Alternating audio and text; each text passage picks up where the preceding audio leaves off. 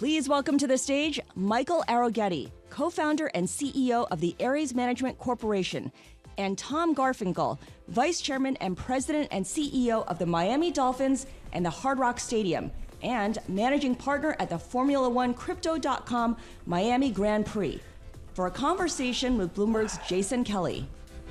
All right. Light applause. Light applause. Listen, that's more than I got earlier, so you guys should feel really good. So happy you're here. We have so much to talk about in the world of sports, and as I was thinking about this conversation, I realized both of you cut across so many of the big global sports. Tom is featured in an upcoming series under the Power Players brand, all about the business of Formula One. We got to spend a lot of time together down in Miami. We're going to talk a little bit about F1. That's been something you've invested in over the years, Mike, through Ares. But it is the first day of the NFL season. So let's talk some football.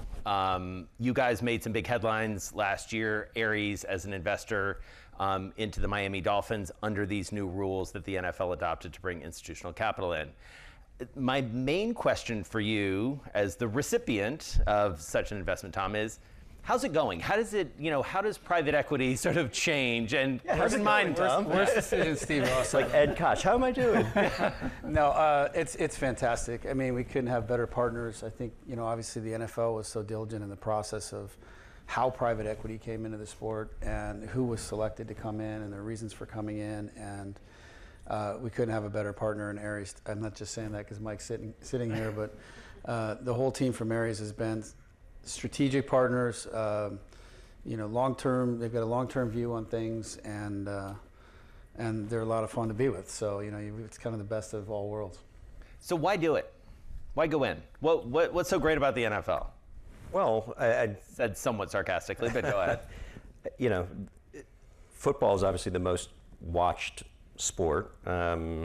Huge scarcity value, ever increasing media rights value.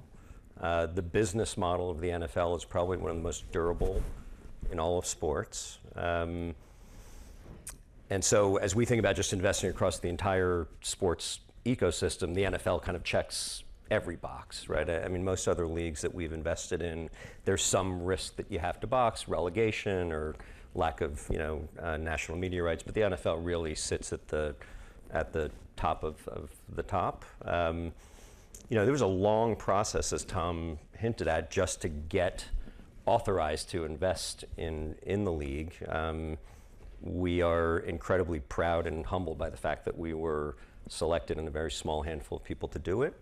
And I think a lot of that is just the experience that we brought to the table, but also the respect for just how important it is to be a good long-term oriented partner. Yeah. So the Dolphins were our first. I don't know if it'll be our only, but in NFL, the Dolphins are particularly unique as well, given the multitude of assets, stadium, F1, tennis, all the things that surround it. So we thought that it was a really good place to start. And I want to talk more about that in a second, but one thing that does strike me, Tom, and the three of us have talked about this individually over the past few months, is this idea that, you guys did your deal, the Bills did their deal with Arctos. There have been a couple other minority stake sales, including one reported by Bloomberg yesterday, with the Koch family coming into the New York Giants.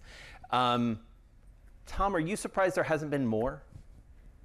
No, I think the NFL, ownership of these teams are being very deliberate, very patient in their selection, and given the valuation of the deal that you announced yesterday, Mike's already got a great deal with us.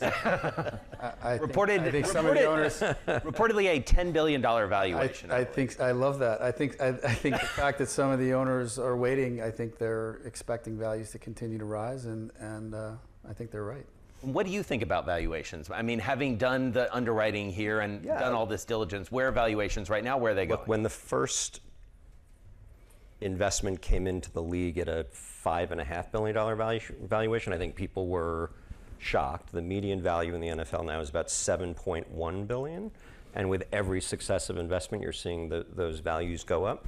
Some of that is the presence of institutional equity. So if you just look at sports team valuations in general, you'll see an inflection. NBA saw it, NHL saw it when institutional capital comes in, because you're dealing with asset scarcity.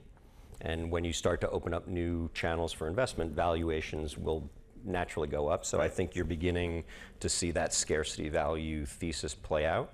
And then the media rights, continue to go up. And so sports franchises have compounded at 10 to 15% per year for the last 15 years. And then they get these periodic inflections whenever you up tier the media rights. But I think they'll continue to go up. And Tom, do you agree? Like, how fast will they go up? I mean, how soon are we going to see a $20 billion team? I mean, I know it's hard to project, but I think that's going to happen sooner than people expect. Look, I think I look at it maybe more simplistically. I just think that it's fundamentally supply and demand. You've got a lot of demand for these assets. They don't go for sale. There's a scarcity supply of them. The NFL is a fantastic business model. It's also a group of owners that's sort of a club some people want to be in. But from an investment standpoint, Miami, for example, in some of these markets, you get a chance to, host. I mean, we'll have the World Cup, we'll have the national championship game, the Formula One race, the Miami Open tennis tournament, all in the next, in the first 6 months of 2026. On your campus. On our campus, and so when you get an opportunity to host, we had, the level of celebrity and power and the people that come to these events, there's meaningful business that's conducted in those environments. There's a lot of different value levers, and I think fundamentally, again, supply and demand, as people who can afford to purchase these teams get more wealthy, the valuation's going to go up, the scarcity's there, and I think for institutional investors, that's part of, I'm not speaking for Mike or Ares, but I think part of the calculus has to be the health of the business model. I mean, the NFL is the most relevant cultural phenomenon in the United States, as evidenced by viewership and everything else. And that's going to continue. So the valuation should continue to go up. And Mike, you alluded to this, and Tom has too, this notion that you guys are now a global sports investor. I think it's fair to say. Mm-hmm. But that's, I mean, you were doing some of it, but now you're doing it, I would argue, at scale as much as anyone. When did you make that decision and why? So it's interesting. We, at Ares, we pivoted to that at the beginning of COVID. And the catalyst was, for a lot of leagues, they were looking at an ownership group that was asset rich, cash poor in many respects. They were going to be facing acute liquidity challenges. And you had live events with no spectators. Right. So it became pretty obvious to us that if we could actually go in as a creative liquidity provider, that we would be able to do something special. So it actually started off as an idea that we would effectively build a bridge through the pandemic to leagues and team owners. By moving early, we were able to develop some pretty trusting relationships, I think, at the league level, within the ownership groups and within the broader ecosystem, that we were there not to take advantage, but to really help people through it.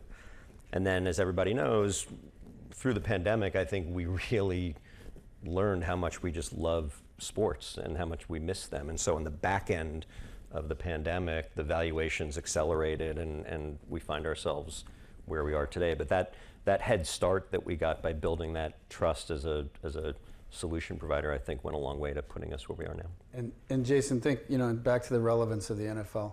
The Hall of Fame game, which is the first preseason game that was played this year, and this is consistent for the past few years, pulled higher television ratings. Now keep in mind, there's nothing but third, fourth string players that probably aren't going to make the team playing in that game. That game pulled higher television ratings than the average NBA playoff game.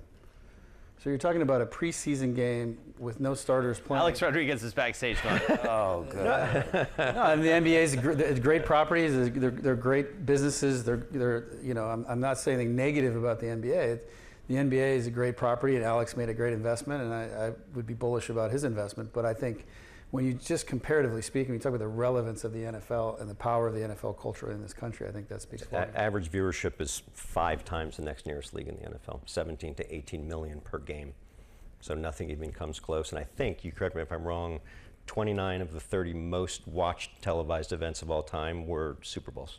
I think bested only maybe by the moon landing. And year to year, it's anywhere between 92 to 96 of the top 100 most watched television programs are NFL games. Right. Well, and then we spent a lot of time on college sports earlier, a very good amount of time, an appropriate amount of time talking about college sports earlier this morning, and clearly the money that's going in, the viewership that's there. I mean, you essentially have NFL Junior being created at the college level. Is that investable, Mike? Yeah, absolutely. And we've talked about this. We try to approach the whole sports investment business as understanding the sports ecosystem. Mm-hmm. So that's what's so unique about what Tom and his team have is the stadium asset has now created an ecosystem around the stadium asset that they get to build other things into.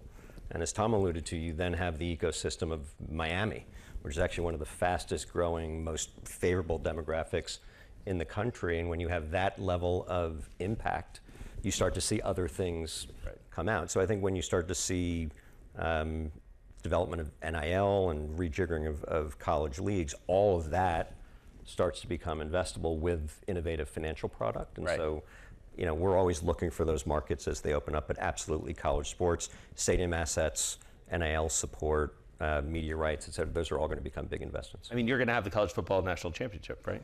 We are. I mean, every year we have Orange Bowl, we have semi, or this year we have the national championship. Last weekend we had Notre Dame, Miami. Right. The governor of Florida, the Secretary of State of the United States, and a nameless, one of the top 5 wealthiest people in the world were all in the suite at the same time. And the electricity in Hard Rock Stadium for that event, it felt like a national championship game. So, the relevance of Miami as a market, the relevance of sort of the investment that Steve's put into the stadium, the private investment, the fact that, we own the stadium and grounds, we're able to do these things. But these events, whether it's college football, international soccer, Miami Open tennis, Formula One, we had several, starting last October, we had Taylor Swift. We've had this summer Morgan Wallen, The Weeknd, Coldplay. The concert series this summer has been huge. So, it's just, it just continues from there. The number of events, I think we had 48 major events this year with 2 million people coming through the gates, which both of those are about twice what they were 5 years ago. I mean, I remember being there for the F1 race this year, and I remember people literally being like, all right, we got to take this down, get ready for Shakira, right? Was that right? So, I mean, how many times have we all said that? So let's talk about F1 for a second. I mean, that has become, it was a big bet by you and Stephen Ross. Yeah. Again, deep tease, upcoming series, The Business of Formula One, Power Players, starring Tom Garfinkel. What has that business been? You've been in it as well, and where does it go from here, Tom? In turn, we have a new Cadillac team coming onto the grid. They'll be racing in Miami next year. How big could F1 get in your estimation? I'm very bullish about the future of F1. I think Stefano Domenicali, who's the CEO, is a great leader. He's done great things. Liberty Media obviously has invested into the sport and done great things. In our case, it took about 4.5 years to get that deal done. Once we got it done, we had 11 months to pull off the first race, build a racetrack, build all these hospitality things. We try to do things differently sometimes, and we try to do things very from a customer centricity standpoint. What would I want if I was a customer? A lot of these races, not unlike stadiums, have sort of 3 homogeneous seating products. So you sit in the paddock club or a grassy knoll or in a grandstand. We created over 30 across different spectrums. Although that first year, the beach was not quite that beachy, you have to admit. Yeah, the beach. So we improved the beach, we improved the boats, we improved the paddock. It was not it was like a painted. Well, the first year the problem was the paddock club was temporary. The food wasn't good and the experience wasn't great. We between year 1 and 2, it built a 180,000 square foot paddock building in about 7 months, and it's basically like a 90-story building laid on its side, and improved that whole experience. So by year 2, I think we got it right, but huge investment, huge amount of time, big bet, huge challenges to pull it off, but now it's a fantastic event. We were humbled to win the Promoter of the Year last year from Formula One. And it's essentially, we've created $1 billion business out of the parking lots, which is, $1 billion business. Oh, sure. Yeah. Wow. By itself. I mean, we got a, 5-year, we got an extension, so we're now signed through 2041.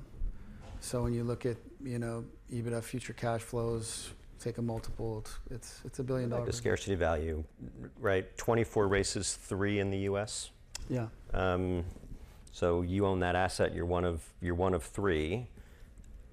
Take the strip out of it because that's multi-purpose. But most racetracks are single use, single weekend, and you pay all this money. It sits there, and you open it up once a year.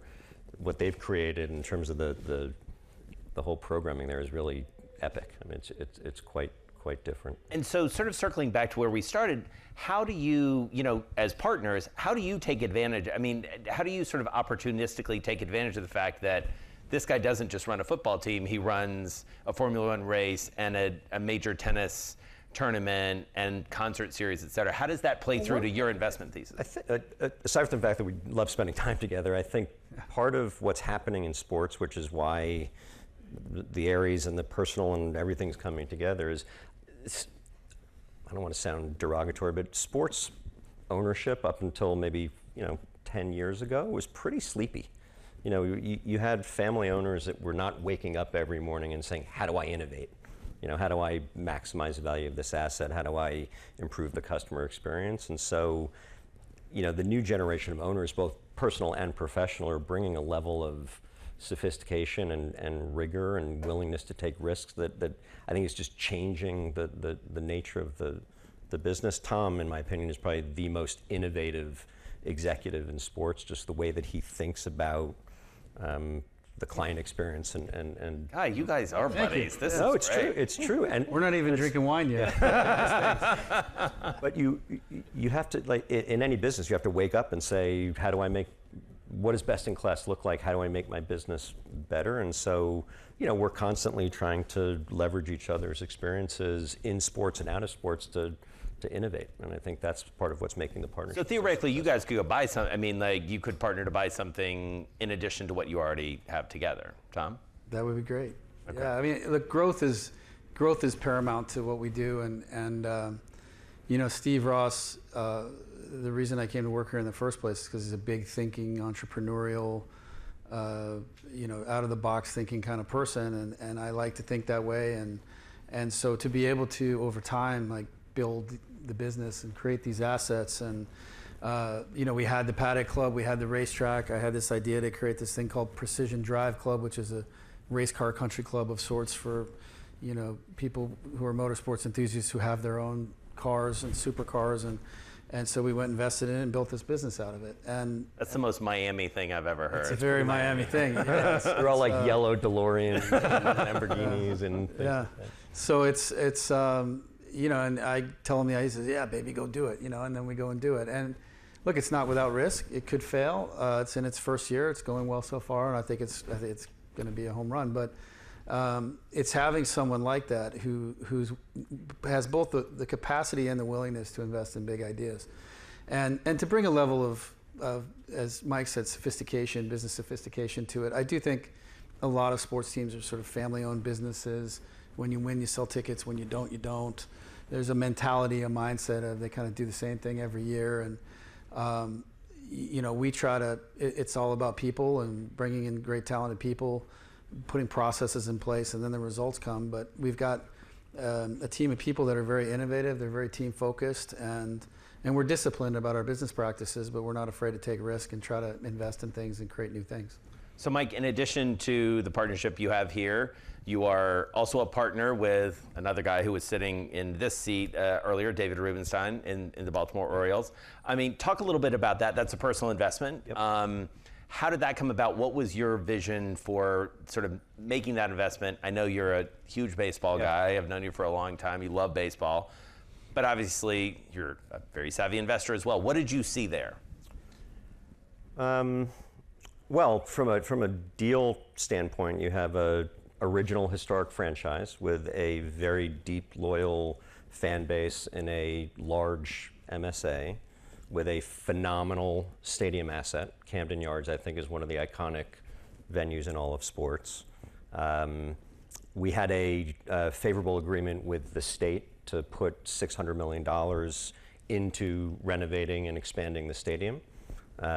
which again, quite unique in sports. Most people had to fund that themselves. And while we're in a tough division, it also gave us an opportunity to have an asset that was going up against the likes of the Yankees and the Red Sox frequently in major media markets. And we thought that if we could, again, bring best practices to what had been a family-owned business for almost 35 years, that there was going to be upside on the revenue side, and that's absolutely been the case. So it started with a love of baseball. I think David would tell you it was also a love of Baltimore. Yep. And Baltimore gets a pretty bad rap for all the wrong reasons. It's actually a really spectacular city. It's got port assets, Hopkins, University of Maryland. You've got major corporate presence there, proximity to DC, Philly, New York. So I'm a big believer in the vibrancy and call it maybe the resurgence of Baltimore. And as an owner of a sports team in a market like that, with a little bit of investment and intentionality, you can have a huge impact. Well, in fair disclosure, or full disclosure, one of the minority partners in the Orioles is Michael Bloomberg, who, yes, obviously also owns this place. So and a few other things. And a few other things. And I believe when you're talking about Johns Hopkins, you might be talking about the Bloomberg School of Public Health. Yes, he's been a big supporter. Big supporter. So as we start to wrap up, I would love to hear from you guys. This is an audience of people who are in the sports ecosystem. They're investing in sports. They're looking for the next thing. Tom, you have been continually, as Mike said, innovating in your career. You did a stint in motorsports, before you came to the job you're in now. You worked in baseball as well. What's on your mind in terms of what's around the corner, in terms of investments, in terms of things that people in this room can sort of sink their teeth into as they want to get deeper into the business of sports? Yeah, it's a great question. Certainly the media landscape is changing, and how content is consumed is changing. I do think live events are more valuable and more important than ever. And I say that, there's research that shows that loneliness is killing more people today than cigarette smoking, right? There's this idea that there's a whole generation of young people today that grew up isolated. You go to a restaurant, you see them sitting across from each other on their phones, texting each other, and not talking to each other. There's more teenage depression, more anxiety than in history. And live events, what it really is about, and I tell the team this because it's more important, like what we do is not just sell tickets and drive revenue and profitability. It's we bring people together to experience life together and have shared experiences. And whether that's an international soccer game, a concert, a tennis match, a Formula One race, a football game, like people come together. If you saw these people from the University of Miami and from Notre Dame at this game the other night, it was electric. And those moments, even if they're taking selfies and posting them on social media, those moments of bringing people together. And they're not talking politics. And they're not talking politics. And they're also, look, AI, is going to change every business, ours included. But it's not going to change that as human beings, we still need to have connection and come together and share life together. And it's still better to be in a stadium and experience, if you're a University of Miami fan, watching this wide receiver make this one-handed catch, which was unbelievable, and score that touchdown and see, and be there and experience it with a crowd. We designed the stadium. I designed it intentionally to keep the crowd noise in. The video boards are tilted 4 degrees this way. I did an audio engineering study to make sure it keeps all the crowd noise in. Those things matter. And so as I would say to the audience, as you look at investments, the media landscape's kind of an obvious one and how that's changing and how things are consumed. But live events are still critical to humanity, to fundamentally being human. And that's kind of what we do. And so investing in that and trying to continually, again, to be customer focused. So a lot of stadiums, they do things to try to make things easier for their employees as they're operating. How do we most efficiently get this many cars in and out of here? I do things in a place where I'm constantly challenging the team. No, put yourself in the car, you're the fan. Make it easy for them. I don't care if it's hard for us. And so as things continue to evolve, I would say the operators who are doing new things to create great experiences for people, getting in and out of the stadium, the bathrooms, the food and beverage, the hospitality, how things are shared, your seating product, your whole experience, that are focused on those things, they're the ones that are going to win more in the future. Last word to you, Mr. Arougheti. 30 seconds. Where should they? No. It was beautiful. This whenever we talk bromance about is our out of control. Whenever we talk about our shared humanity, I think he's spot on, though. This all comes down to live, unscripted content and shared humanity. And what's interesting about the way that we're all consuming this is it's globalizing. So China is a massive market for the NBA. The NFL's, beginning to expand into Europe, and you have to start having a global view. I think historically, and I'll use the Orioles as an example, very local market. And if you were a star in the Orioles, maybe you could break out onto the international stage, but once in a generation. As this content is globalizing, you're now creating international stars and celebrities and role models and idols, and that's accretive to the entire ecosystem. It's good for the player, it's good for the team, it's good for the league, and it's good for the value of the content. So that's why these values are going to keep going up. It's just that the TAM just keeps getting bigger and bigger. Well, thanks for this moment of shared humanity with this audience. Thank you, guys. Thank you.